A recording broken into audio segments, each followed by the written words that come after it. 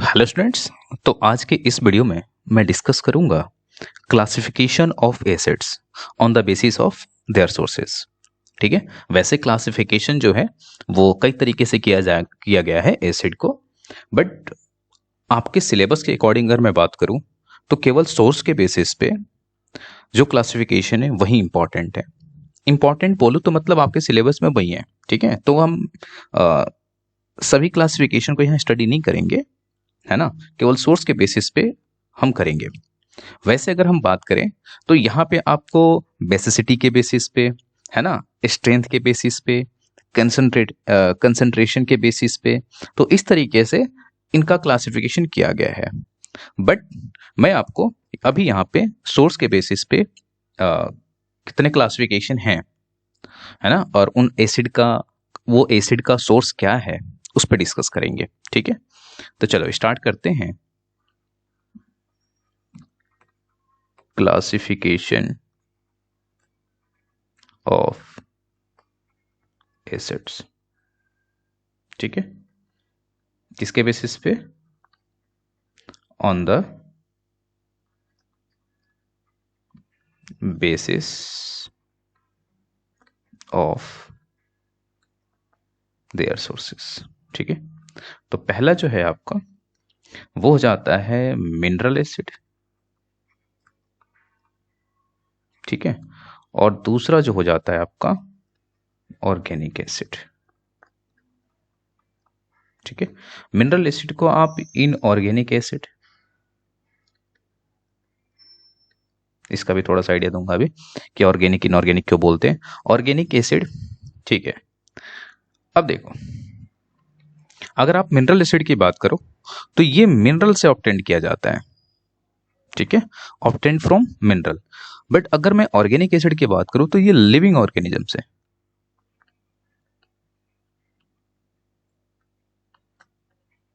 ठीक है, ये ध्यान रखेंगे, बट ये सारी चीजें पूछी नहीं जाएंगी, फिलहाल ध्यान रखेंगे ये। तो मिनरल एसिड में, इनऑर्गेनिक में बोल रहा हूं ना, मतलब कि यहां पे कार्बन का प्रेजेंस नहीं होगा। ऑर्गेनिक बोल रहा हूं मतलब यहां पे कार्बन का प्रेजेंस है। क्लियर? अब जो मैं एक एक एग्जांपल लूंगा वो इंपॉर्टेंट है, उसे ध्यान में रखना आपको। ठीक है, जैसे मैं मिनरल एसिड में लेता हूं HCl। ठीक है, तो अगर मैं पूछूं आपसे कि बताओ HCl का यूज क्या है, ठीक है, तो जैसे आपने NaCl, है ना, जिसको आप टेबल सॉल्ट बोलते हो, उसके प्यूरिफिकेशन में, ठीक है,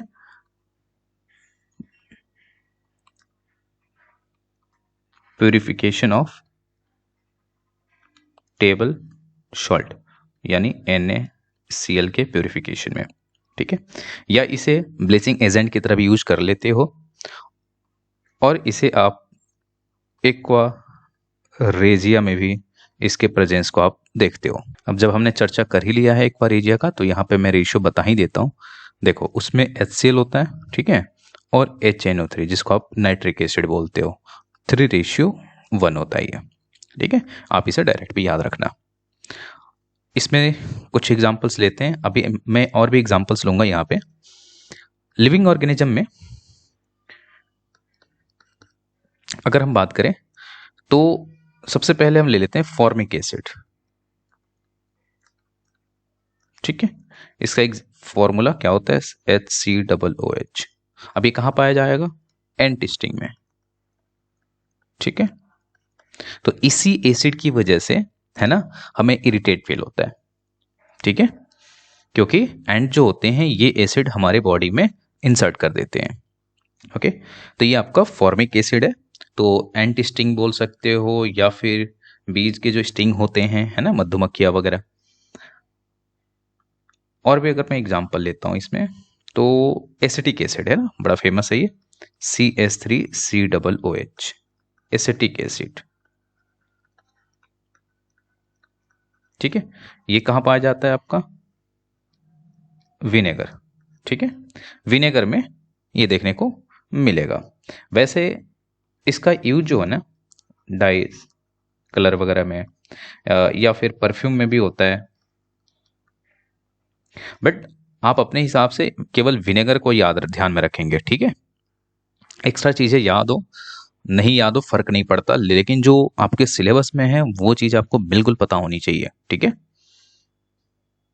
ऐसे ही HNO3 का जो यूज है वो आपका फर्टिलाइजर, ठीक है। यूजेज और भी हैं बट आपको ये ध्यान में रखना है बस, ठीक है। फर्टिलाइजर हो गया, या फिर एक्सप्लोजिव बनाने में इसका यूज हो जाता है। फिर मैं बात कर लूँ H2CO3 है ना, कार्बोनिक एसिड, तो इसका जो यूज होता है सॉफ्ट ड्रिंक, क्लियर। और एक बहुत ही इंपॉर्टेंट एग्जांपल इनऑर्गेनिक एसिड में जो आपका HCl होता है ना, HCl स्टोमक में है ना, वही आपका क्या होता है, गैस्ट्रिक जूस, ठीक है। ये ध्यान रखना, तो वो HCl होता है। कुछ ऑर्गेनिक एसिड में और भी एग्जांपल ले लेते हैं जो काफी ज्यादा इंपॉर्टेंट है और यहां से क्वेश्चन डायरेक्ट पूछे गए हैं, ओके। जैसे अगर हम बात करें कर्ड, तो कर्ड में आपका कौन सा एसिड होता है, लैक्टिक एसिड, ठीक है। एंड लेमन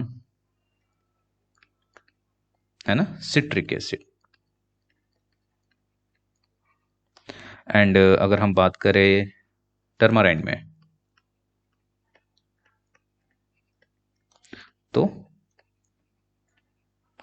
टर्टेरिक, ठीक है, टर्टेरिक एसिड। एंड टोमेटो में ओक्सालिक एसिड, ठीक है। तो ये कुछ एसिड रहे जो काफी इंपॉर्टेंट है और आप इसको अच्छे से रिकॉल कर लेना। चलो मिलते हैं नेक्स्ट वीडियो में।